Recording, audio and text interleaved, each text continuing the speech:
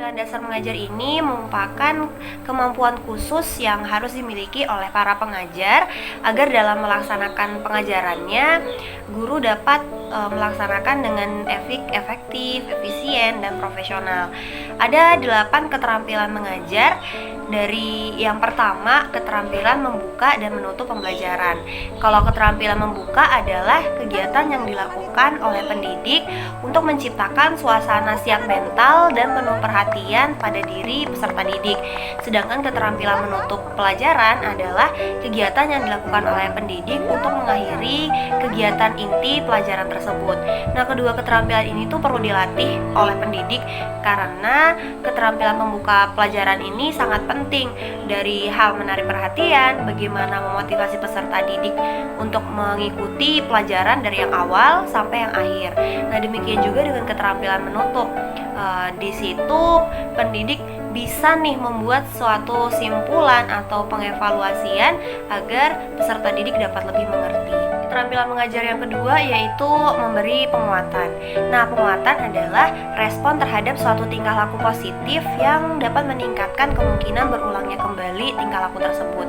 Nah, penguatan ini tuh nggak boleh dianggap sepele atau sembarangan, tetapi harus mendapat perhatian yang serius. Nah, wujud penguatan tersebut biasanya kalau selama proses pengajaran adalah penghargaan terhadap peserta didik. Penghargaannya ini tuh bukan hanya dalam bentuk materi, tapi bisa dalam bentuk kata-kata, senyuman, anggukan, atau yang lain-lain. Atau sederhananya itu bisa dalam bentuk verbal maupun non-verbal.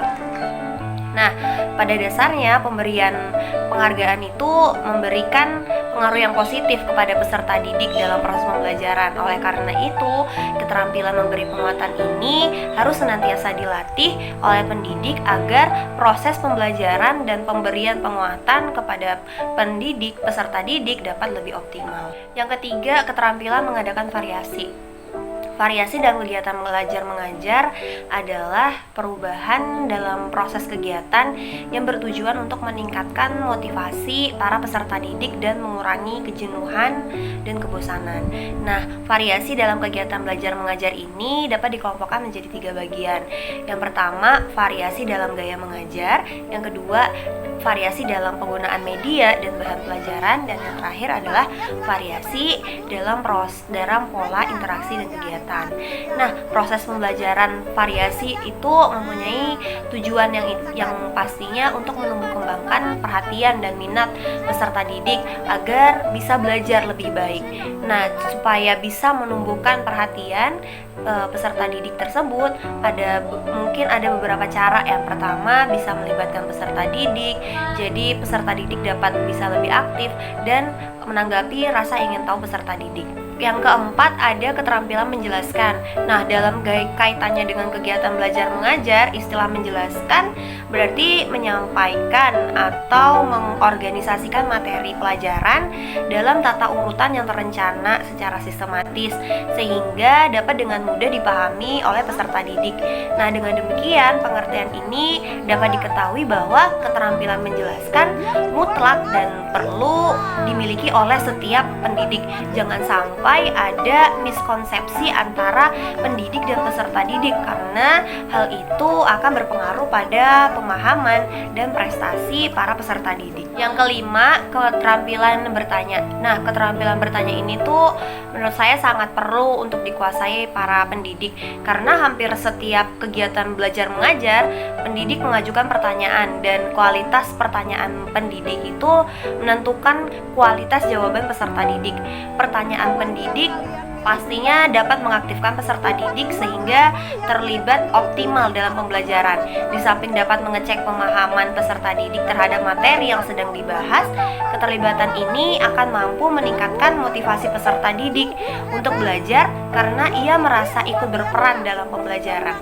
Perlu ditekankan bahwa dalam konteks ini yang dimaksud dengan pertanyaan adalah semua pernyataan pendidik, tidak terbatas pada kalimat tanya yang meminta respon dari peserta didik.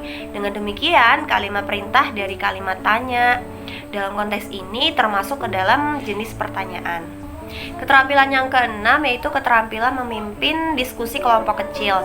Nah, diskusi dapat dipandang sebagai suatu perbincangan dengan tujuan tertentu. Diskusi kelompok kecil ini merupakan salah satu bentuk kegiatan belajar mengajar yang penggunaannya itu cukup sering digunakan dan diperlukan. Nah, tujuan kegiatan diskusi dalam pembelajaran ini untuk memberikan kesempatan kepada peserta didik mengajukan pendapat dan saling tukar pikiran untuk memperoleh kesimpulan bersama dari diskusi yang dilakukannya. Nah, karena itu keterampilan pendidik untuk membimbing diskusi kelompok kecil ini sangatlah diperlukan dalam proses pembelajaran. Keterampilan yang selanjutnya adalah keterampilan mengelola kelas. Nah, keterampilan mengelola kelas adalah keterampilan pendidik untuk menciptakan dan memelihara kondisi belajar yang optimal. Nah, kondisi seperti ini tercipta dengan pengaturan yang berkaitan dengan penyampaian pesan pengajaran atau instruksional, atau dapat pula berkaitan dengan penyediaan kondisi belajar, pengelolaan kelas. Nah, suatu kondisi belajar yang optimal ini dapat tercapai bila pendidik mampu mengatur peserta didik dan sarana pembelajaran serta mengendalikannya dalam suasana yang sangat menyenangkan untuk mencapai tujuan pembelajaran.